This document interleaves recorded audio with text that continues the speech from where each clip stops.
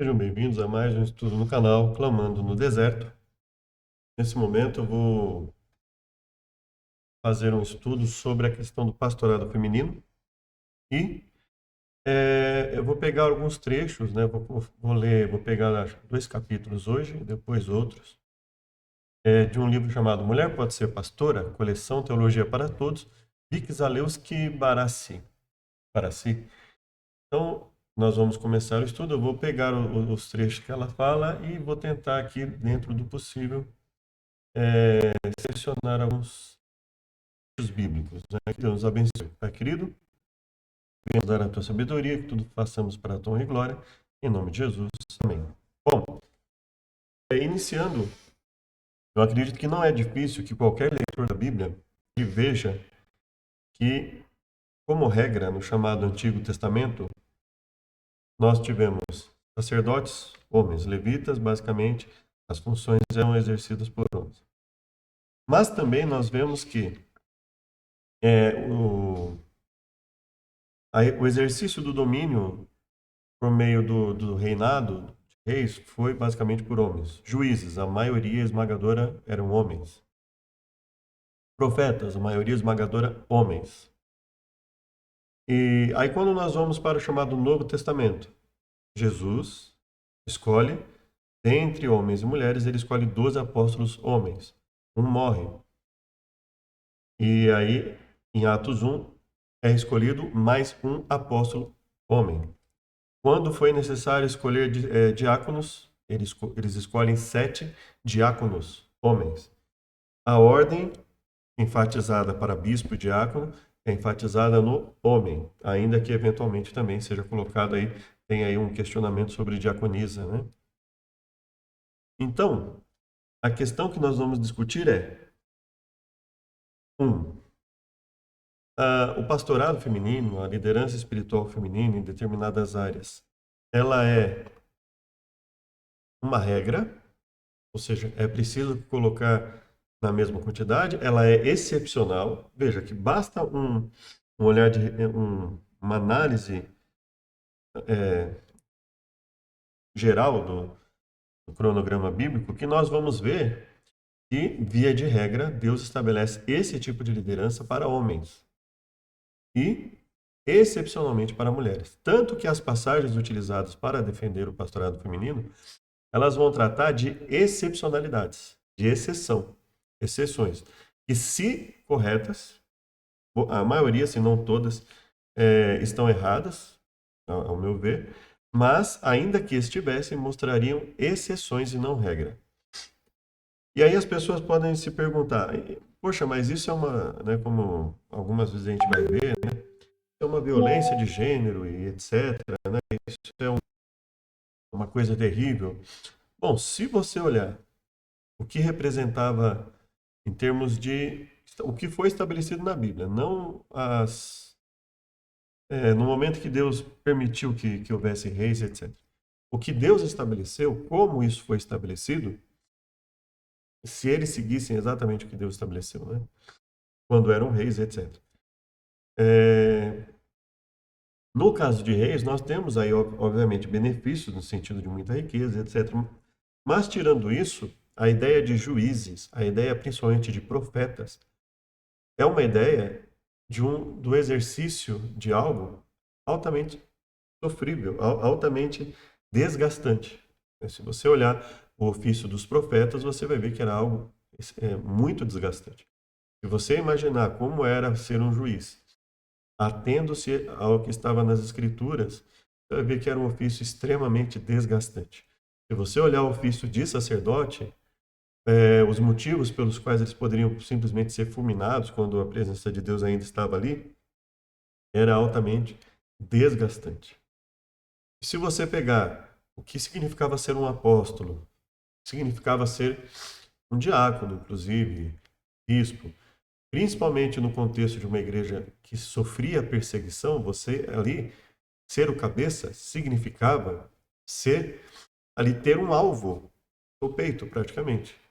Ou seja, não havia benefício, com exceção da ideia de reis e talvez de juízes, mas mesmo assim, se você olhar, não havia benefício algum em termos materiais, para a maioria das funções que Deus estabeleceu.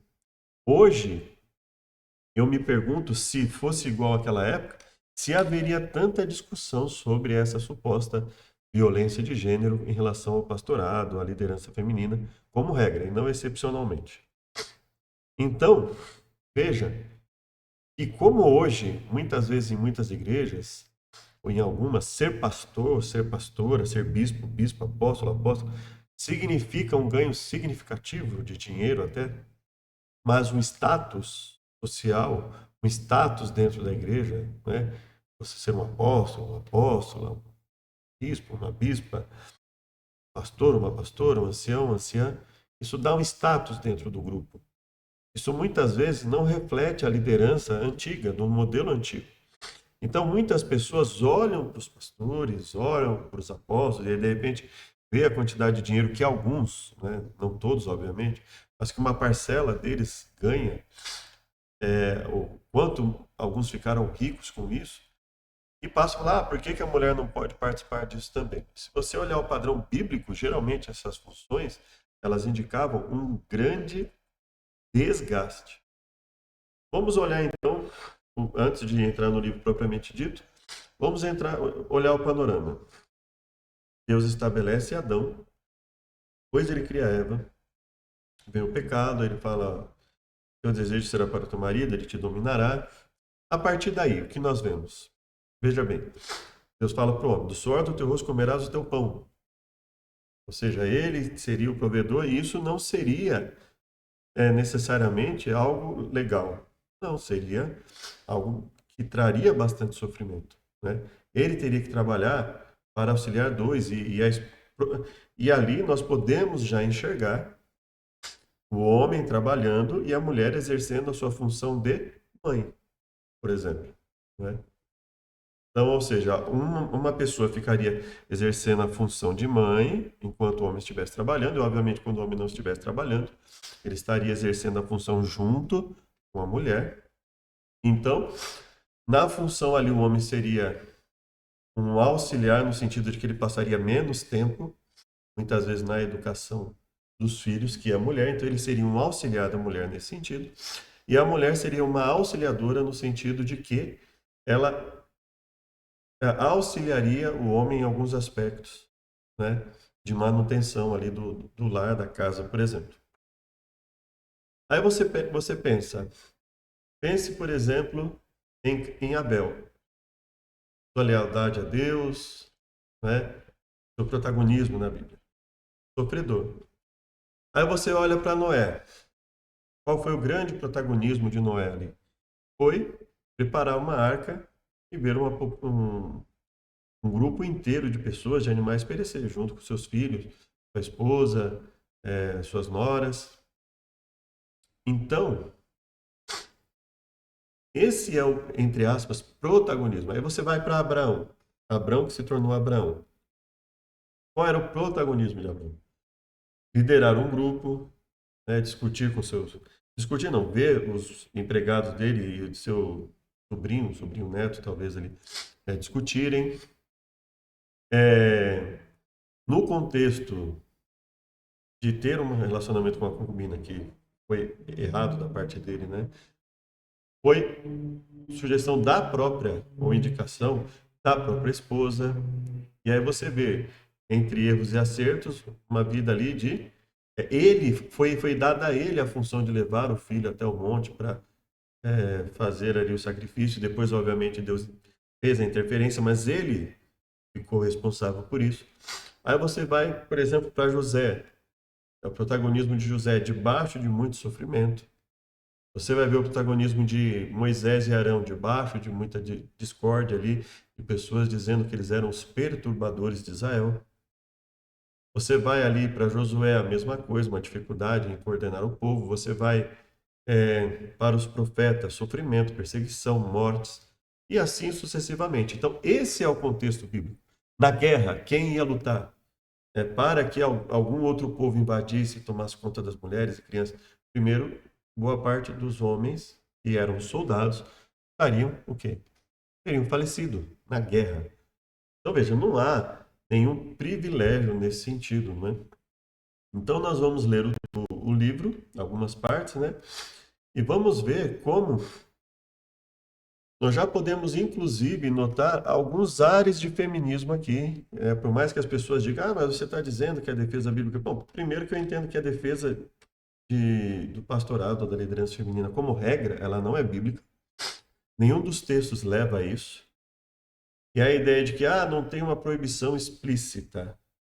A proibição ela é explícita. Por mais que ela não esteja escrita, por mais que alguns aleguem que não há uma fala específica, os próprios atos de Deus tornam explícito o que ele quer, o modelo de liderança que ele quer.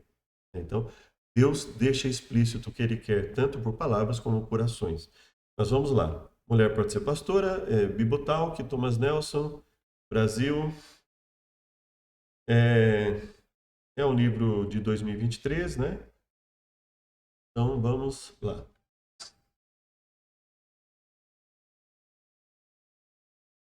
Vamos começar no capítulo 1, a mulher na criação.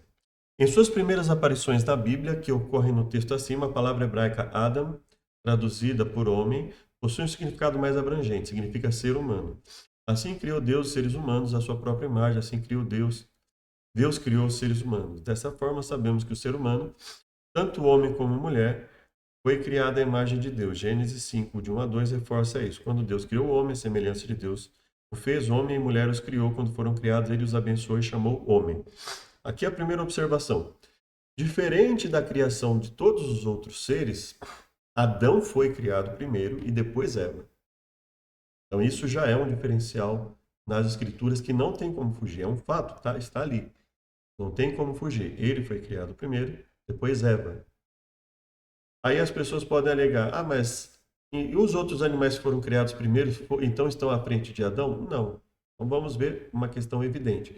Nós estamos falando de seres da mesma composição, da mesma natureza, vamos dizer assim, de seres da mesma espécie. Então nós estamos falando, por exemplo, o leão e a leoa foram criados juntos.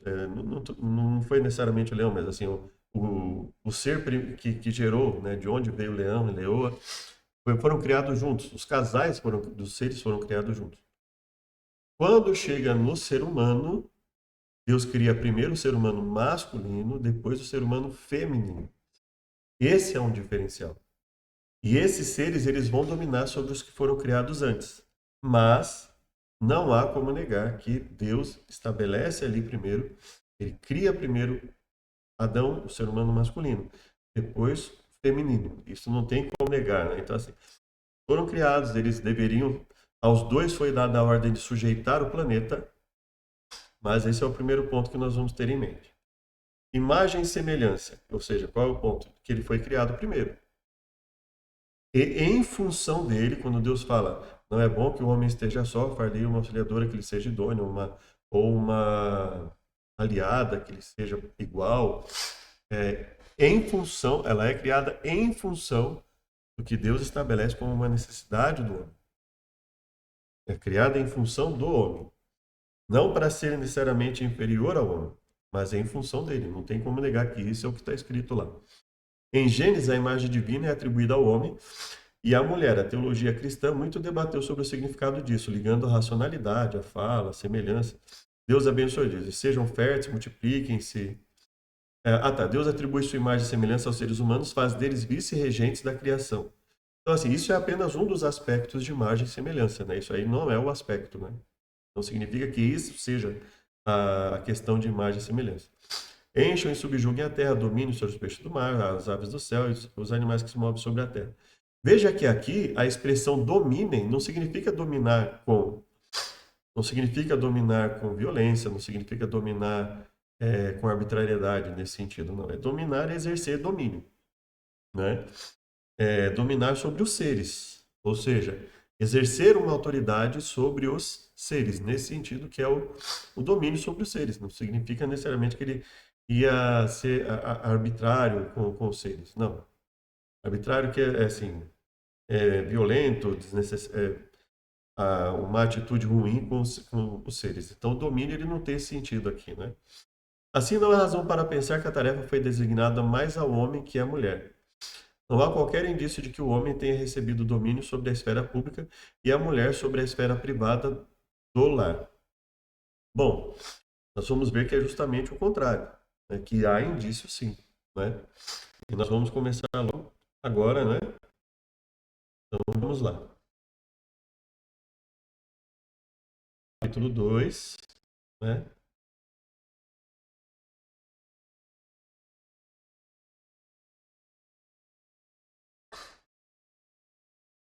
É, aqui, capítulo 2, verso 19. Havendo, pois, o Senhor Deus formado da terra todo animal do campo e toda ave dos céus, ó, animal do campo e ave dos céus. Os trouxe Adão para ver como lhes chamaria, e é tudo que chamou a toda alma vivente, isso foi o seu nome. Do jeito que Adão nomeou, isso permaneceu. Então, quando fala Adão aqui, está falando efetivamente do ser humano masculino, não está falando do ser humano como um geral, né? E Adão pôs os nomes a todo gado, aves do céu, todo animal do campo, mas para o homem não se achava ajudadora idônea. Então o Senhor fez cair um sono pesado sobre Adão, e este adormeceu. Tomou uma de suas costelas, cerrou a carne em seu lugar. Tomou uma de suas costelas, cerrou a carne em seu lugar. Isso é importante que nós vamos falar de outro ponto do livro aqui, né? E da costela que o Senhor Deus tomou do homem, formou uma mulher e trouxe a Adão. Da mesma forma, verso 19. Havendo formado da terra todo animal do campo e ave, os trouxe a Adão. O mesmo com a mulher. Trouxe-a a Adão. Ou seja, Deus leva a mulher até Adão da mesma forma que levou os outros seres. Ou seja, existe um padrão aí. Existe um padrão de semelhança. Isso significa que era igual? Obviamente não. Mas há um padrão de semelhança. Da mesma forma que levou os outros seres, alguns outros seres, para serem nomeados por Adão, ele leva a mulher até Adão. E disse Adão: Esta é agora o osso dos meus ossos, carne a carne, a será chamada mulher, porquanto do homem foi formada, foi tomada. Veja, o mesmo procedimento que tem em relação aos seres, ele tem em relação à mulher. Ele diz: será chamada Isha, porque de Ish foi tomada. Ele tem exatamente o mesmo padrão. Não há nenhuma recriminação aqui de Deus, não há nenhuma indicação de que estivesse errado. Né? Veja que nós não temos pecado aqui ainda. Então não é apenas prescritivo, não é apenas, perdão, não é apenas descritivo que ocorre aqui, porque não há pecado aqui ainda.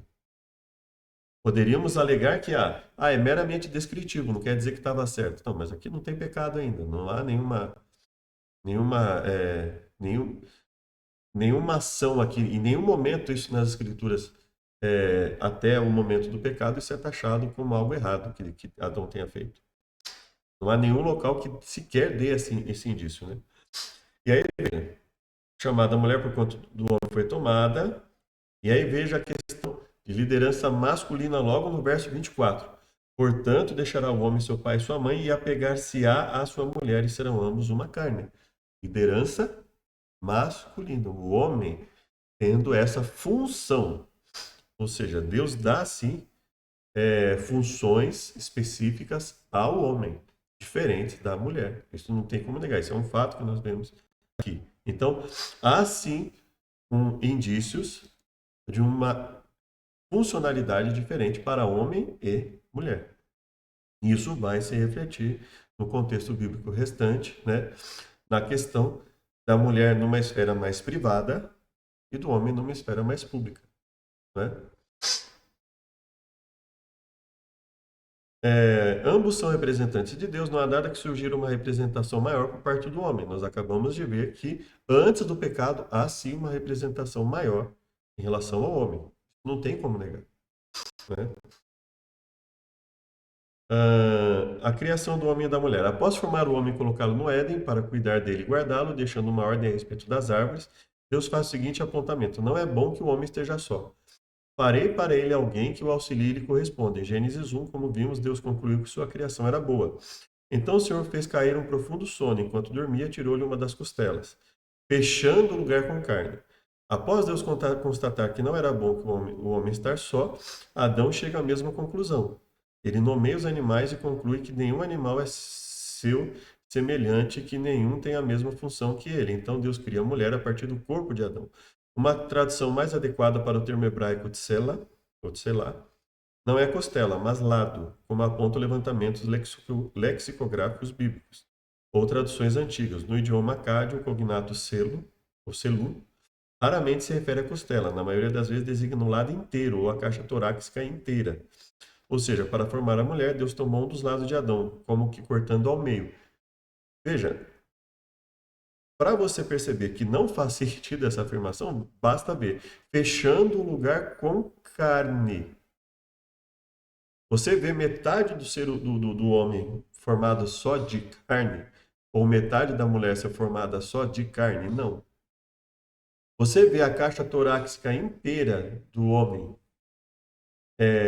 ou metade da caixa torácica inteira do homem preenchida só com carne? Obviamente não. Então, essa fala, ela simplesmente não faz sentido.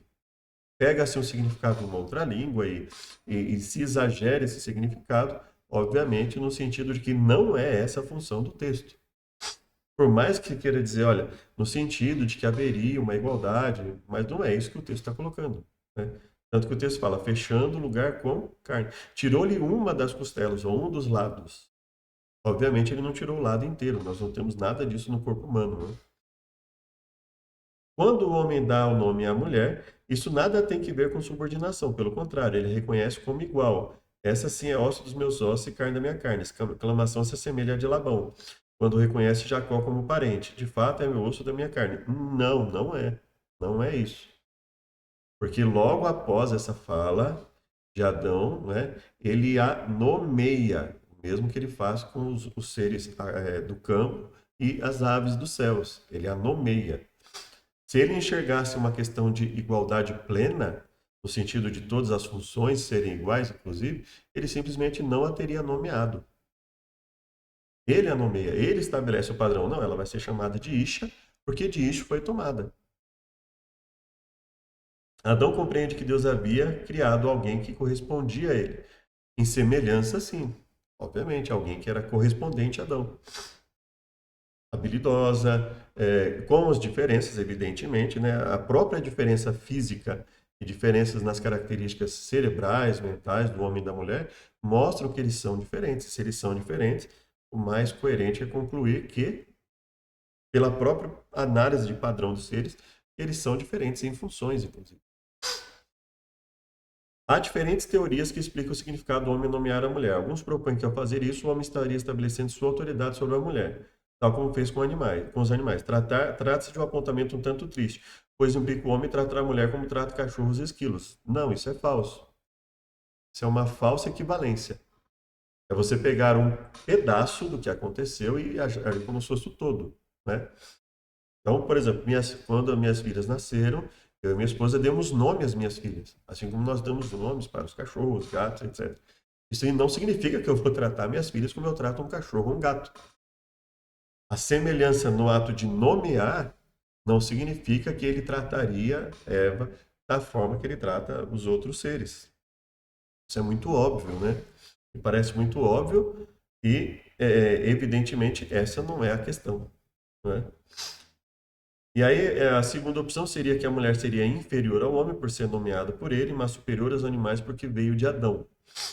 O texto não necessariamente, obviamente, não vai colocar isso, não é? Ele não vai colocar como uma questão de superioridade ou inferioridade. O texto não vai tratar nesse sentido, né?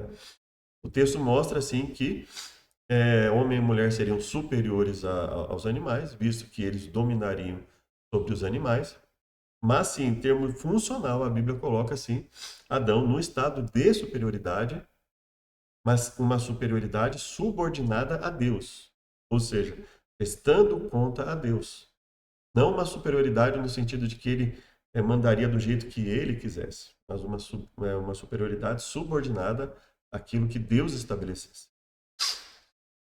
E não uma superioridade intrínseca no sentido de uma capacidade maior.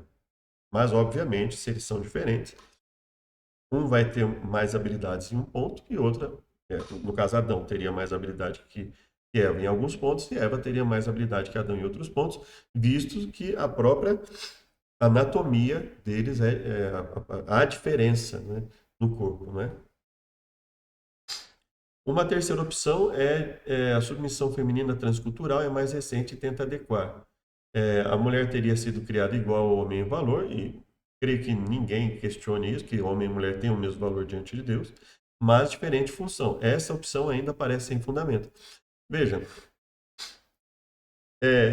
essa opção tem, obviamente, fundamento, e isso está fundamentado no que nós acabamos de ler nas Escrituras, né? Em primeiro lugar, conforme vimos em Gênesis 1, Isha e Isha são duas metades que devem ser férteis e se multiplicar. Não, nós não vimos. Veja que ela fala conforme vimos. Não, isso foi uma extrapolação que ela coloca e que não tem fundamento bíblico. Subjugar a terra e dominá-la. A função de vice-regentes é atribuída a ambos. Isso não significa que eles fossem iguais em funções, mas que eles compartilhavam da mesma função e não necessariamente da mesma forma, né? Não há indicação de Isha dominando sobre Isha, exceto após a queda. Isso é falso. Perdão. Isso ela fala dominando aqui no sentido de exercer autoridade. Já a autoridade do homem sobre a mulher antes do pecado. É evidente quando o homem dá o nome, né, será chamada Isha. Isso é evidente quando ele pergunta, Adão, onde estás? Né? Isso é evidente quando fala, deixará o homem, o pai, pai e mãe se unirá à sua mulher, ou seja, que existe uma autoridade maior do homem, no sentido de que a ele é dada a responsabilidade de coordenar o lar segundo a vontade de Deus. E a mulher o auxiliar nesse sentido. Capítulos antes, Agar nomeia o próprio Deus. Obviamente, ela não estava exercendo autoridade sobre Deus. Veja que Deus não dependia da fala de Agar para ele ter nome. Agar estava apenas reconhecendo o que Deus era, o que ela percebeu da característica de Deus. Este foi o nome que ela deu ao Senhor Deus que havia falado. Tu és o Deus que me vê. Ela simplesmente dá um título em relação à característica de Deus, mas diferente do que acontece lá. Veja como é o problema da falsa equivalência, né?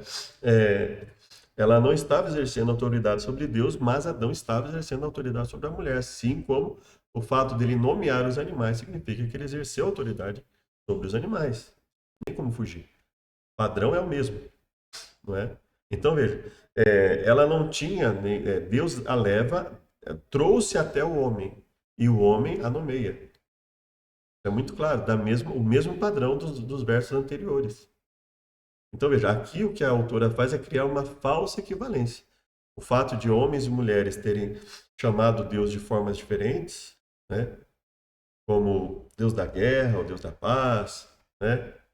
E Deus Todo-Poderoso. Isso não significa que eles estivessem, obviamente, exercendo autoridade sobre Deus, isso é evidente. Mas a questão é disso entre seres humanos, como isso funciona, né? Deus não a leva até Adão já nomeada. Adão é que nomeia.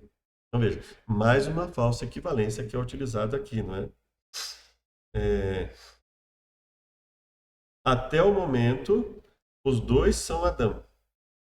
Apenas em Gênesis 3 que o nome Eva entra em cena. Isso também é uma falsa equivalência. Por quê? Porque quando o texto fala Adão, lá no capítulo 2, ele está evidentemente falando do Adão homem antes da criação da mulher. Né? E quando Deus leva Eva até ele fala, será chamada Isha, porque de Isha foi tomada. Ele dá essa nomeação. Deus leva e permite que ele faça exatamente isso. Em primeiro lugar, a palavra Ezer, traduzida por auxiliadora, agora nós vamos falar da questão de auxiliadora, né? Auxiliar. Não é usada na Bíblia com sentido de subordinação. Nas 21 vezes em que aparece no Antigo Testamento, 14 se referem ao próprio Deus, que não está subordinado a nenhum ser. Aqui, a autora, não sei se de forma desonesta, ou não sei.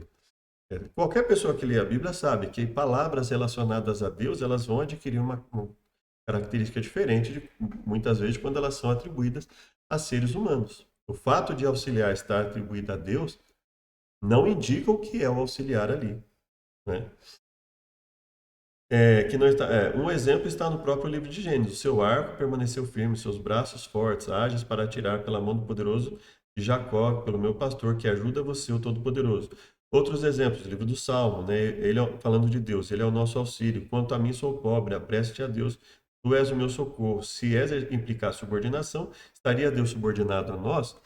Veja que é uma equivalência terrível, horrível aqui, né? Para uma pessoa que estuda teologia, eu mesmo acredito que seja esse o caso dela, né? Da pessoa que fez, dele ou dela, acho que é mulher, né? Não sei se foi um homem, depois eu vejo aqui, mas acho que foi uma mulher que fez, eu não. Então veja que é uma falsa equivalência, é terrível isso, né?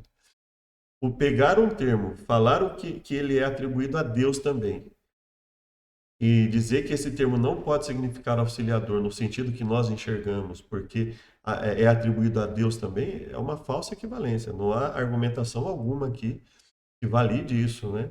Então, quando a Bíblia fala que Deus se arrependeu, qualquer pessoa que estude a Bíblia vai saber que o termo ali traduzido por arrepender, quando se refere a Deus, é obviamente está se referindo a um aspecto diferente de quando é atribuído ao ser humano. Então veja que é totalmente sem sentido.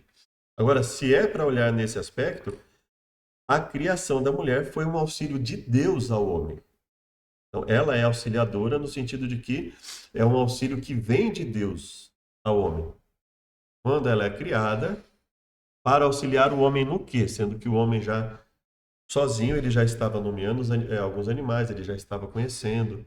Então, veja, aí Deus fala, não é bom que o homem esteja só. Falei, uma auxiliadora, uma aliada, esteja como que diante dele, que seja idônea. Ou seja, evidentemente ele está falando, eu vou criar a mulher por causa do homem. E ele quis criar a mulher, cria a mulher, e os dois passam a se complementar, mas não há como negar que Deus já, e não são nem disso, são evidências, né, no próprio texto da autoridade masculina antes do pecado, inclusive. Uma autoridade sujeita, subordinada a Deus, obviamente. Ordem da criação. Alguns argumentam que a subordinação se deve ao fato de o homem ter sido criado antes. Tal perspectiva provém de certas interpretações do Novo Testamento, né? Talvez você se lembre da frase: o homem não originou a mulher, mas a mulher do homem. O homem não se originou da mulher, mas a mulher do homem. Além disso, o homem não foi criado por causa da mulher, mas a mulher por causa do homem. Isso é pura e simplesmente é, uma constatação do que está lá no texto. Não é bom que o homem esteja só. Fale uma auxiliadora, ou seja, por causa do homem. Isso é só uma constatação. Não foi a mulher que foi criada por causa do homem. O homem por causa da mulher, mas a mulher por causa do homem. É só uma constatação que Paulo está dando aqui. Não está fugindo. Nesse caso especificamente, em muitos casos, Paulo não vai dar uma base bíblica muito forte das coisas que ele fala, mas nesse caso aqui ele só fez uma constatação do que o texto está dizendo lá. No entanto, poucos parecem ler a perícope até o fim. No Senhor, todavia, a mulher não é independente do homem, nem o homem é independente da mulher, porque assim como a mulher proveio do homem, também o homem nasce da mulher, mas tudo provém de Deus. Veja que nós vamos lá em 1 Coríntios 11, são o que está sendo dito aí.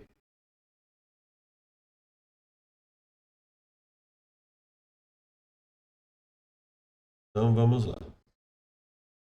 Sede meus imitadores, como eu também sou de Cristo. Eu louvo, irmãos, porque em tudo vos lembrais de mim, e retendes os preceitos como vos entreguei. Mas quero que saibais que Cristo é o cabeça de... Olha só, Cristo é o cabeça do homem. Cristo exerce autoridade sobre o homem. O homem é o cabeça da mulher. É a cabeça da mulher. E Deus é a cabeça de Cristo. O Pai exercendo autoridade sobre Cristo, Cristo exercendo autoridade sobre o homem exercendo autoridade sobre a mulher. Esse é o padrão do verso 13. Pessoas concordando ou não. Isso é o que ele está colocando. Não tem como fugir disso. Todo homem que ora ou profetiza, tendo a cabeça coberta, desonra a sua própria cabeça. Mais um diferencial. Mas toda mulher que ora ou profetiza com a cabeça coberta, desonra a sua própria cabeça, porque é como se estivesse rapado. Ele já está colocando, olha só, distinção inclusive na forma de agir. Portanto, não se cobre com véu também. Mas se para a mulher é coisa indecente tosquear a sua parte, se põe o véu. O homem, pois, não deve cobrir a cabeça, porque é a imagem da glória de Deus, mas a mulher é a glória do homem. Está mais que evidente no verso 3 e no verso 7, que está estabelecendo uma relação de autoridade. O homem não provê a mulher, mas a mulher do homem. Porque também o homem não foi criado por causa da mulher, mas a mulher por causa do homem. Portanto, a mulher deve ter sobre a sua cabeça sinal de poderio, por causa dos anjos. Então, até o verso 10 está muito claro, está muito evidente que ele está falando de uma relação de autoridade. Cristo é a cabeça do homem, o homem é a cabeça da mulher, Deus é a cabeça de Cristo. Está muito claro aqui. E depois ele vai falar, porque o homem não provém da mulher, mas a mulher do homem. Porque o homem é a glória de Deus, mas a mulher é a glória do homem. Ou seja, ele está constantemente colocando a relação de autoridade. Aí então vem o que ele fala: todavia, nem o homem é sem a mulher, nem a mulher sem o homem no Senhor. Ou seja, isso não significa que eles devam ser independentes, porque como a mulher provém do homem, ou seja, nessa relação cronológica, primeiro a mulher provém do homem. E a partir daí, o homem provém da mulher, e a mulher. Assim, o homem provém do casal, né? Então, quando ele fala o homem provém da mulher, obviamente ele está enfatizando o valor da maternidade, da gravidez, mas é por óbvio, quando ele fala que o homem provém da mulher, obviamente, todo mundo ali entendia que o homem provém do casal. Relação do casal, e não apenas da mulher, né? Mas tudo vem de Deus. Então, veja, o que ele está colocando aqui não é algo que desqualifique o que ele falou lá acima. Então, a leitura da perícope, a leitura da passagem por completo, ela não desqualifica que ele está colocando em 1 Coríntios 11 uma relação, sim, de autoridade. Porque, como a mulher provém do... Jaz entre vós, é decente que a mulher ore a Deus cabeça... Ora a Deus descoberto, ou não vos ensina a mesma natureza, que é desonra para o homem ter cabelo crescido, mas ter a mulher cabelo crescido lhe é honroso, porque o cabelo lhe foi dado em lugar do véu. Mas se alguém quiser ser contencioso, aqui no verso 16, nós não temos esse costume nem as igrejas de Deus. Aqui eu não acredito que quando ele fala nós não temos tal costume, que eles não tinham o costume de usar véu, pelo contrário, que nós não temos tal costume de fazer contente. Se alguém quiser ser contencioso, nem nós, nem as igrejas de Deus têm o costume de ser contencioso. Nisto, porém, vou dizer-vos, não vos louvo, porquanto vos ajuntai, não melhor, para pior. E aí ele vai falar de outra coisa, né? Só que assim, é interessante, né? Ajuntais há entre vós dissensões e em parte creio, ou seja, mostrando que o costume a que ele está se referindo aqui é o costume de contendas, dissensões, e não o costume de usar bem, que é o que ele justamente está defendendo ali, não é? Na leitura do texto de Gênesis, o fato de o homem ter sido criado primeiro não indica a supremacia dele, pelo contrário, indica sim, né? O próprio texto deixa isso claro, né? Pelos eventos que acontecem. Estamos falando de um casal e não da ordem de nascimento de filhos. Se mesmo assim seguirmos a ideia de primogenitura, devemos lembrar que a Bíblia hebraica frequentemente a subverte. E com que frequência? Abel é mais piedoso que Caim, mas e daí? No que isso está subvertendo alguma coisa, né? Veja, aqui novamente ela faz uma falsa equivalência. A primogenitura era como regra para o mais velho e excepcionalmente isso fugia. Inclusive a questão, quando nós pegamos, por exemplo, a própria questão de Jacó, Jacó se torna patriarca em lugar de Esaú. Ele se torna o patriarca, mas em nenhum momento você vai ver Esaú se submetendo a Jacó. Você pode ler a Bíblia, você não vai ver em nenhum momento Esaú se submetendo a Jacó. Judá não é o primogênito, mas se torna a origem da linhagem messiânica. Isso também não tem nada a ver com autoridade. Isso não deu em nenhum momento Judá teve autoridade sobre seus irmãos nesse sentido. Davi é o mais novo de seus irmãos e se torna o rei. Veja, isso também não tem nada a ver com a hierarquia no lar, com a hierarquia familiar. O maior exemplo, porém, está na própria criação. Adão é criado do pó da terra, todavia é ele quem a domina. Veja aqui, uma série de falsas equivalências que ela usa aqui, né? Veja aqui, uma coisa é a ordem da criação, os seres humanos serem criados por último. Outra coisa é, entre os próprios seres humanos, diferente de todos os outros seres, Adão ser criado antes de Eva. Capítulo 2. A mulher e as consequências do pecado. Alguns dizem que a mulher pecou porque queria ser pastora do jardim e que fez isso ao passar à frente do homem e falar com a serpente. Isso realmente é algo que é, é mais, me parece uma extrapolação, né? Uma especulação. Não, é ruim, né, nesse caso. Não podemos esquecer, no entanto, que o homem estava presente naquele momento, como sugere o texto bíblico. Assim tomou do fruto, Gênesis 3, 6. Então vamos lá, Gênesis 3.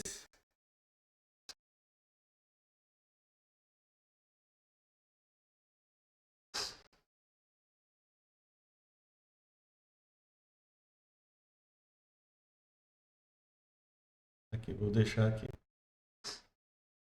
Vou ler, nós vamos ler o 5, depois o 7, né? 5, 6 e 7. Não podemos esquecer, no entanto, o homem estava presente naquele momento. Deus deu ao marido que estava com ela e ele também comeu.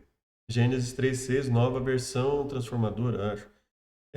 Deu também ao seu marido que com ela estava e ele comeu. PJ, Bíblia de Jerusalém, acho.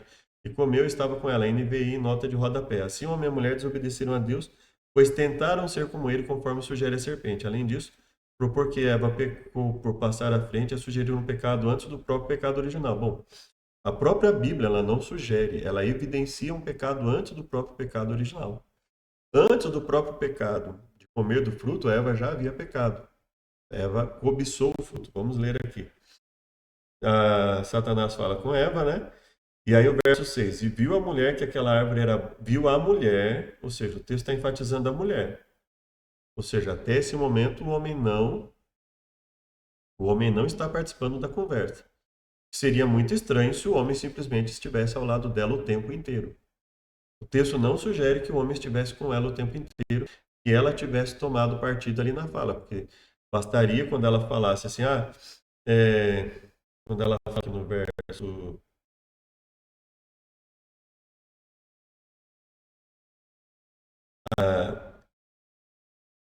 a serpente fala, não comereis da árvore do jardim. A mulher fala, do fruto das árvores do jardim comeremos. Mas do fruto da árvore que está no meio do jardim, não comereis dele, nem nele tocareis, para que não morrais. Então, e aqui ela acrescenta, nem nele tocareis, né? Então a serpente, certamente não morrereis. Porque Deus sabe que no dia que dele comerdes, veja que o tocar em si, em termos de evidência do texto, ele não mudou muita coisa, né? Porque o que Satanás insiste é, no dia em que dele comerdes, se abrirão os vossos olhos, sereis como Deus sabe o bem e o mal. E viu a mulher que aquela árvore era boa para se comer, agradável aos olhos, desejável para dar entendimento. Olha só, a ênfase tripla. Viu a mulher que a árvore era boa para se comer, agradável aos olhos, desejável para dar entendimento. A ênfase aqui é na cobiça. Ela estava desejando algo que ela não podia desejar, ou seja, ela estava cobiçando. E ele comeu, e deu também ao marido, e ele comeu com ela. Ou seja, o que o texto dá a entender é que na conversa ela estaria sozinha e posteriormente o seu marido chega, ela come, no momento que ela come, talvez o marido estivesse ou não com ela, e no momento que ela vai dar ao marido o fruto, o marido já está ali com ela, né, obviamente, porque senão não teria como ela dar o fruto para ele. O texto não está indicando que ele estivesse com ela o tempo inteiro, mas que depois que ela comeu, o marido estava ali com ela e ela deu o fruto ao marido. Então foram abertos os olhos de ambos, conheceram que estavam nus e por aí afora, né? E ouviram a voz do Senhor Deus que passeava no jardim pela viração do dia. E esconderam-se, olha como o texto usa o termo agora, a partir daqui. Esconderam-se Adão e sua mulher. O texto já está separando Adão e sua mulher da presença do Senhor. E chamou o Senhor Deus a Adão e disse, onde estás? E a NVI diz, onde está você? E realmente ele está chamando um deles, porque se os dois pecaram, por que ele chama especificamente Adão primeiro? Então veja, são uma série de evidências de que Adão tinha uma autoridade maior ali. E essa autoridade não era um privilégio, pelo contrário. Essa autoridade era uma responsabilidade maior dada a ele. Desordens. Olha aqui começa o feminismo, né? As consequências do pecado, relatadas em Gênesis 3, de 8 a 24, são profundas. A partir desse trecho, o pastor Timothy Keller lista 4 separações antes da queda. Olha, interessante. Entre o ser humano e Deus. Homem e mulher escondem ao virem Deus andando no jardim. Ok. Entre o ser humano e si mesmo. Eles percebem que estão nus. Entre os seres humanos, Adão é rápido em culpar sua mulher. Entre o ser humano e a natureza, a terra se torna maldita por causa dele. Veja que as últimas falas são enfatizadas única e exclusivamente no homem. Adão é rápido em culpar a mulher. Eles não fazem questão de citar que Eva foi rápida em culpar a serpente. E a terra se torna maldita por causa dele. Ou seja, tirando aqui a parte, ela responsabiliza os dois, ela torna mais culpado Adão. Se isso não é um indício de feminismo, eu não sei o que é. Se isso não é um indício de um sentimento superior já ocorrendo aqui, eu já não sei o que é. Em Gênesis 4, lemos que Lameque, tataraneto de Caim, é primeiro polígamo. Então Deus criou o homem e a mulher em uma relação monogâmica. A cultura pecaminosa afirmava que possuir muitas mulheres era uma demonstração de poder. Isso verifica em Gênesis 6, quando os homens começaram a ser numerosos sobre a face da terra e nasceram filhas. Os filhos de Deus viram que as filhas dos homens eram belas e tomaram como mulheres todas as que lhes agradaram. Há aqui um paralelismo literário entre as ações dos filhos de Deus e o ato de Eva em relação ao fruto. Tomou do fruto e comeu, tomaram como mulheres todas. De acordo com Lynch, esses homens olharam para as mulheres e tiveram de possuí-las, apoderando-se das que lhes agradaram. Assim, veja que é mais uma falsa equivalência. Não há nada que indique que o tomar tivesse sido tomar à força aqui, né? Mas ainda que fosse, também continua sendo uma falsa equivalência. E você vê que aqui o livro já começa inferiorizando o homem. Você vê que pouco ela vai falar com relação negativa às mulheres. Geralmente ela vai focar, até o momento, ela está focando o aspecto negativo no homem. Ela começa lá da relação da página, aqui da parte das desordens, né? E aí aqui ela vai colocar novamente. Da mesma forma, Davi agiu com Batseba. Ele viu a mulher bonita, tomando banho, mandou que a trouxesse e se deitou com ela. Ele viu, gostou e tomou para si, usando do seu poder. Não há nenhum indicativo que um rei tivesse autoridade para se relacionar com uma mulher casada sem o consentimento dela. Nenhum, absolutamente nenhum indício de que um homem simplesmente pudesse pegar uma mulher casada e mandar que fossem lá e pegassem ela para se deitar. Então é uma péssima equivalência que nós estamos vendo aqui. As histórias bíblicas que se relacionam com poder e violência contra a mulher não terminam por aí. E aí ele vai falar da questão de Ló, que obviamente foi uma falha de Ló, a Bíblia simplesmente descreve. Diná, filha de Jacó, violentada por Siquém. Os benjamitas se esconderam da vinha e etc. Meu argumento não é que as mulheres são menos pecadoras que homens, basta lembrar de Jezabel e Herodias. Veja que ela vai usar uma série de evidências contrárias ao homem, e aí, para dar uma aliviada, ela fala assim: basta se lembrar de Jezabel e Herodias. Você percebe como a questão aqui é dificilmente a gente vê num livro que defenda esse tipo de coisa, dificilmente a gente deixa de ver uma inferiorização do homem, como está acontecendo aqui. O que ressalta que a desarmonia entre o sexo decorrente do pecado muitas vezes resultou em violência contra as mulheres, ocasiões em que a imagem de Deus contida em todos os humanos deixou de ser reconhecida e que aqueles em situações de poder tornaram-se violentos e despóticos. Esse não é um problema apenas do mundo antigo, precisamos estar cientes disso ao interpretar a cultura. Veja que aqui ela coloca bem ali na ralezinho a questão de mulheres, até porque a Bíblia fala pouco de mulheres subjugando o poder. Mas sempre que há oportunidade, elas se mostram tão opressoras quanto o homem. A gente vê isso no caso de Abraão, quando a sua esposa vai lá, Sara, e fala para ele se relacionar com a concubina, e depois briga e pressiona para que mande embora o Ismael. Então veja, isso faz parte de toda a trama, né? Quem tem poder tende a usá-lo, e alguns usam mal, né?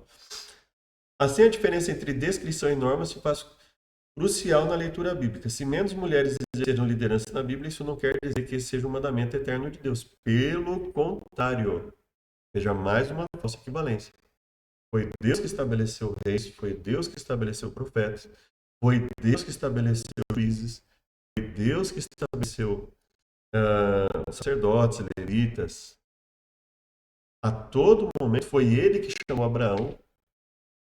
E nós vimos ali que no caso de Abraão não há nenhum sinal que Abraão foi opressor com a sua esposa e por isso ele tivesse, pelo contrário. Abraão parece que comia na mão da esposa, né? Tudo dá a entender que ele era muito valente, alguns momentos de covardia, claro, né? Como nós vemos ali quando ele fala para ela se colocar ali, não como esposa, mas nós vemos um ato de valentia quando ele vai lá guerrear para trazer de volta Ló.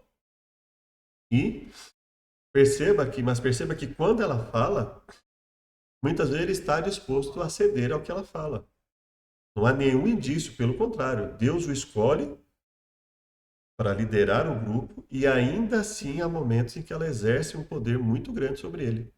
Não há nenhuma relação ali do texto ser apenas uma descrição. Pelo contrário, é uma norma. Deus estabelecendo homens na função, nesse tipo de liderança. Alguns exemplos aparecem logo no começo da Bíblia. Deus chamou Abraão, líder de um clã, para dar início ao seu povo, que eu acabei de falar, que é contrário ao que ela coloca aqui. Mas isso não coloca a organização em clãs como regra para nós hoje. Assim, pelo contrário, né? Se nós estabelecêssemos uma relação mais forte entre as famílias, de forma a termos clãs nesse sentido, nós teríamos grupos muito mais fortes para lidar contra arbitrariedades de quem quer que fosse, né? Abrão tinha escravos e dormiu com a escrava da própria esposa. Veja que aqui, mais uma vez, quem foi que falou para Abrão fazer isso? Foi a própria esposa. Veja que ela simplesmente não coloca isso no contexto. A ideia aqui é simplesmente fechar os olhos para a maioria dos erros femininos na Bíblia e focar quase que exclusivamente nos erros masculinos. Ou seja, o livro é bastante tendencioso nesse sentido. Ninguém usaria como mandamento para ter escravos ou dormir com alguém que não seja o cônjuge, já que era bígamo, o que é atualmente inaceitável, além de constituir crime. Mesmo a lei mosaica às vezes admitia a realidade de um mundo cultural afetado pelo pecado, e ela procurava refrear por meio de mandamento o mal que o ser humano cometia. Quando Jesus foi questionado a respeito do divórcio, permitido pela lei mosaica, respondeu: Moisés escreveu essa lei por causa da dureza do coração de vocês, mas no princípio da criação Deus os fez homem e mulher. Lembrando que a lei do divórcio, o que Jesus está abordando ali, é a restrição ou a amplitude do termo coisa indecente, que em algumas Bíblias é traduzido por coisa indecente, em que ele coloca de uma forma bastante restritiva, que ele fala, porneia só. Coisa indecente aí que permite um novo casamento, só porneia. É isso que Jesus está fazendo. Jesus não está anulando a lei do divórcio, tá? Em nenhum momento ali Jesus está anulando a lei do divórcio. Fala, via de regra, deve-se manter o casamento, mas se precisar haver o divórcio, se for por porneia, dá direito a um novo casamento, mas se não for, não dá direito a um novo casamento. E assim, não deixa de ser uma falsa equivalência, porque o que nós vemos ali desde Adão é um padrão masculino. Não é, assim, não é só a partir de Israel, não é só a partir. E veja, não é só nos aspectos de dominação, é nos aspectos de sofrimento também. O profeta não exercia dominação alguma muitas vezes. Muitas vezes eles eram perseguidos, eles eram maltratados e, no entanto, eram homens.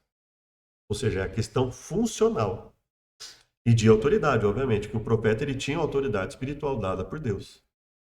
Assim, argumentos contra a liderança feminina que se baseiam na comparativa ausência de protagonistas podem incorrer em anacronismo. Pelo contrário, né? Assim, é ela que está incorrendo aqui em falsas equivalências ao dizer que assim, a, a evidência esmagadora das Escrituras, escritores homens, profetas homens, etc., que Deus não tem e raramente, excepcionalmente, mulheres, inclusive para funções de alto sofrimento, né, como de profeta, e outras funções, e que exigiam muito, como de juízes, de reis também, que quando faziam a vontade de Deus, isso exigia um controle muito grande da população, e isso foi estabelecido a homens, isso não tem como fugir.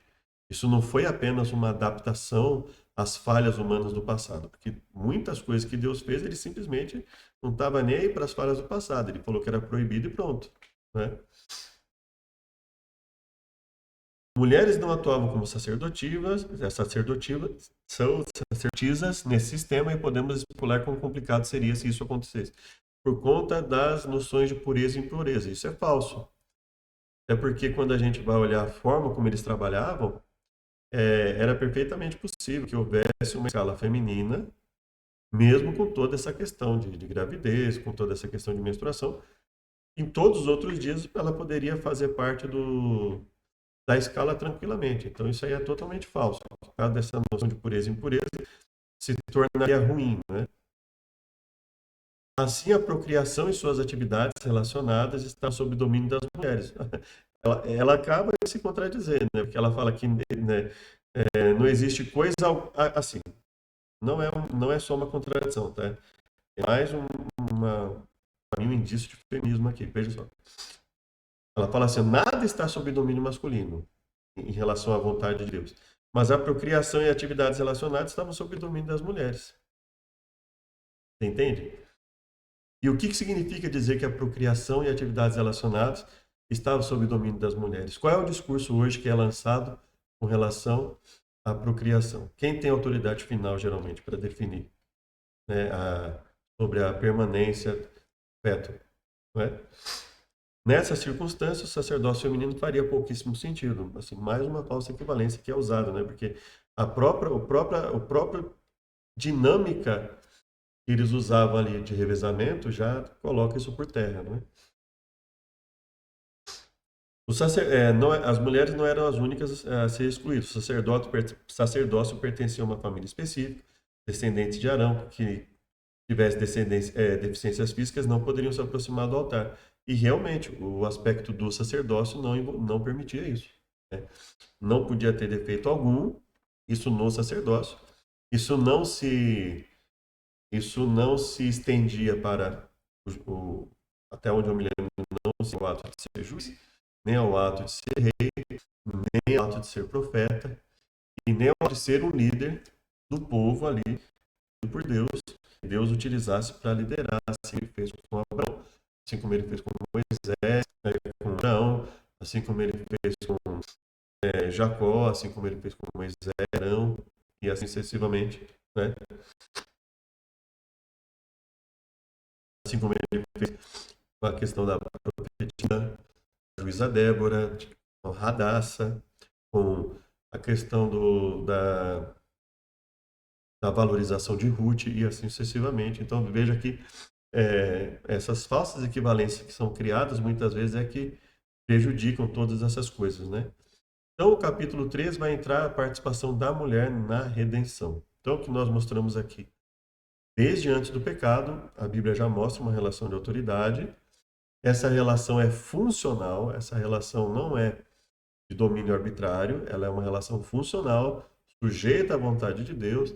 Era a função do homem ter autoridade final ali, né? Foi ele que deu nome a Eva depois que ela foi criada. A Bíblia fala: não é bom que o homem esteja só, então efetivamente criada em função da existência do homem. Paulo simplesmente reconhece isso. Nós lemos a primeira carta de Paulo aos Coríntios, capítulo 11, e vimos que constantemente ele enfatiza a questão de autoridade. E nós vimos aqui aquilo que eu considero falsa equivalência. Espero que tenha sido útil. Obrigado, Deus, por mais um estudo. Venha nos abençoar em nome de Jesus. Amém. Até o próximo estudo. Que Deus nos abençoe.